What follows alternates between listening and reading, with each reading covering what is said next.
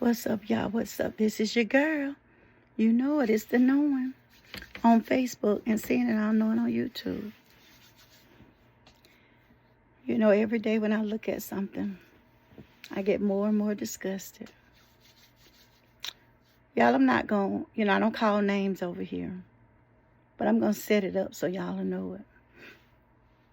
You know, I've always been skeptical about little girls around loose men. What you mean loose men, dog? Well, someone who's kind of young, don't care about nothing. Maybe have served some times for being a predator or whatever. I've always have watched that. And I always have watched men around little girls. I just have. Now, I don't know. And I'm going to be honest with you. And I have told Tia this. I honestly don't know why one of my father's brothers, the very younger one, which was much, much older than my father,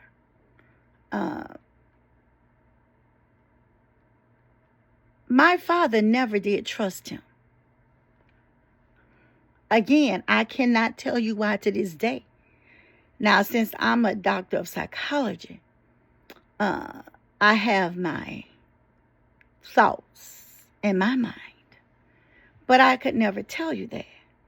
And I just remember overhearing a conversation that my father and my mother had where he says, no man here around my girls when I'm not here. Not even my brother. And he named the brother. I went back to my sister and told her because I really didn't know what it meant. So I went back and told her. And she said, when did you hear this? And I told her. She didn't know either. But it was always suspect. If he walked up here today, I wouldn't know him. But you know, and I'm not talking about all women. So stay out of my inbox, okay? But I am talking about women who don't have a self-esteem, who don't have a self-concept. And I ain't talking about all of them, but it's a lot of them. How you know? Because I don't dealt with them. That's how I know. Experience is your best teacher. And a lot of them that appears to be a little overweight, they pick up the first thing coming.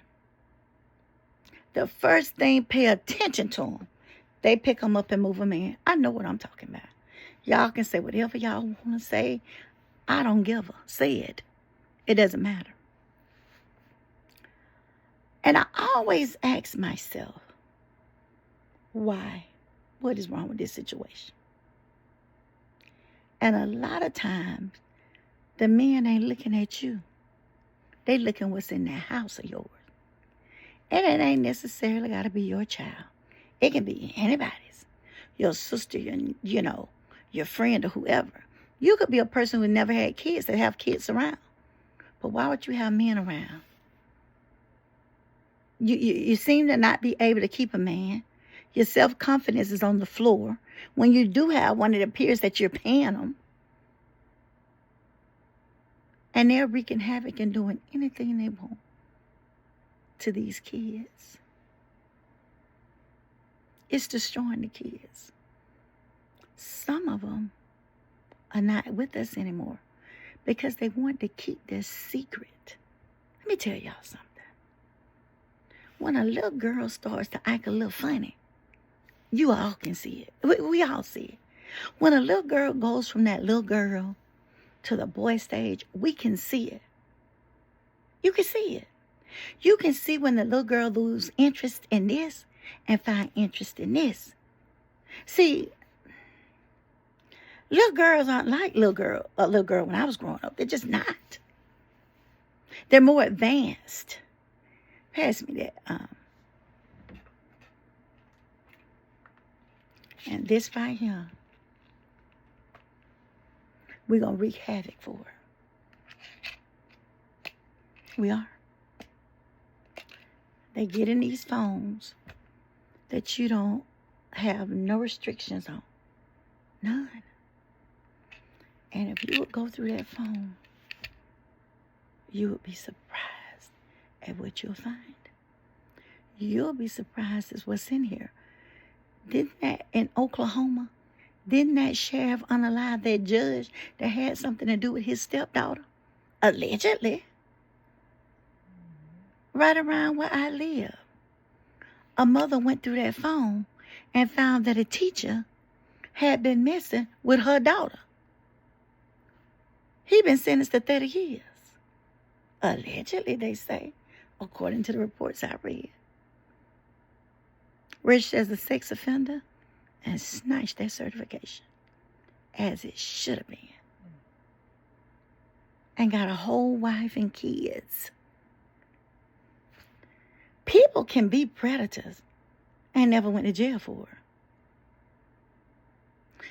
But it comes back to the responsibility of the adult. You're going to have to take accountability for some of these actions. Now, I don't know who was living in the house. I'm not going to say too much about the little girl. Somebody sent me something and said she had been found. I haven't found that yet. I haven't. If you haven't, send it to me. They said she had been found, but last I looked at it earlier today, the little girl hadn't been found, been missing almost a year. But they do have an idea that maybe he tried to abort the child. Instead of going down there, he told her something about a morning after pill. They say they sell them at the drugstore. Now, my students say, I don't know where they sell them at. But at the drugstore, they sell them. And you can go down there and get them. And you can take it. He didn't even have money for that. But you in the house with this same girl. And y'all meet in the basement.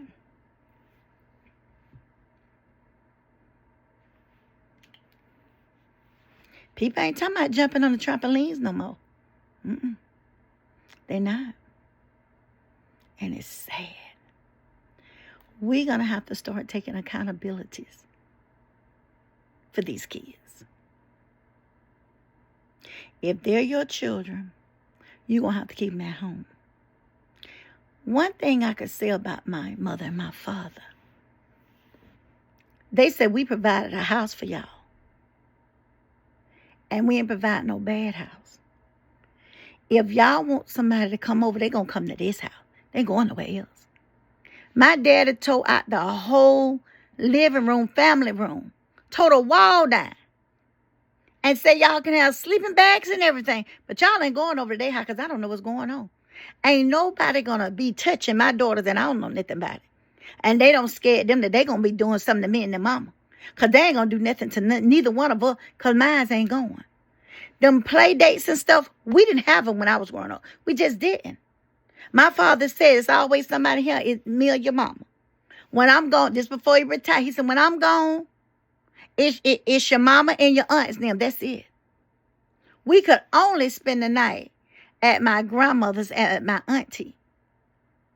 And that went very often. I would have to beg and prepare the whole week to go over there. My mama didn't care, but my daddy said there's nothing wrong with us. We can take care of our own kids. Let her go during the day. They tired of her when she don't been there all day with them. They tired. They want some rest now. And my aunt would have to get on the phone and say, I ain't tired of her. Let my baby come. And sometimes my mom and my daddy said yes. And sometimes they said no. They said we were their responsibility, not nobody else's. And if things would go back to some of the strict ways that it wouldn't always be like that. We couldn't sit on men's laps. We couldn't accept money from men. If they came in our grocery store, my dad wouldn't even let them buy us anything. He said, because it's my store and they can have every damn thing in here because it's mine. And what's mine is theirs. That's how my daddy raised us. Because, see, this is the thing. Men will try to get you with money, with candy, cookies. Give me a hug. Here's $1. Here's $5. They didn't play that. And I thank him for it. And as the result of that, I never was touched. I ain't finna get out here and lie and say somebody touched me, they did this or nothing. Because when I felt like something was out of hand, I went and told them. I didn't feel comfortable with that, mama. Let me tell you what happened. I've been working all my life, not just in our grocery store, but outside it. An older man made a pass at me at work. Not going to get into the store because I don't want to get into it. But when my mother picked me up, I told her what happened. And she called 911 right then. I would like to make a report. And we reported it. My only thing was, I want to know if he said I told a lie. That's all I want to know. When they left, they said, we'll be back. When they left, I said, if he said I lied, press charges, mama. I said, that's the press charge. She said, I told you I was going to let you decide it. Because see, one thing about it, I don't care who you are. You ain't got no business touching nobody. I don't care if it's not in a sexual way, but if it's a way where you're trying to intimidate them, you can't do that. You can't. Some of y'all need to go read y'all rights and find out what things can happen and things that cannot. What are good touches and bad touches.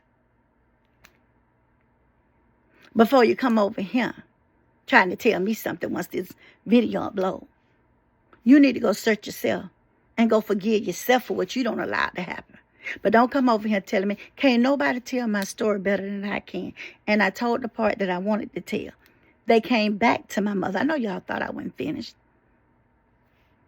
And they said he would not, if she's in the store, he'll walk out. He would not say anything to her. My mother said, did he say my baby lied? The investigator looked in my mama's face and said, no, ma'am, he didn't. She said, okay. They said, what do you want to do? She said, I'll go with that. And they said, what about you? I said, as long as he didn't say I was a liar, that's all that matters. Because one thing I know, now he can't even come nowhere near me. And I went 12, I went 13, I went 14, I was 16. 4 months after my father died, I'll never forget it. And people think you're grieving so much that they can weasel their way in.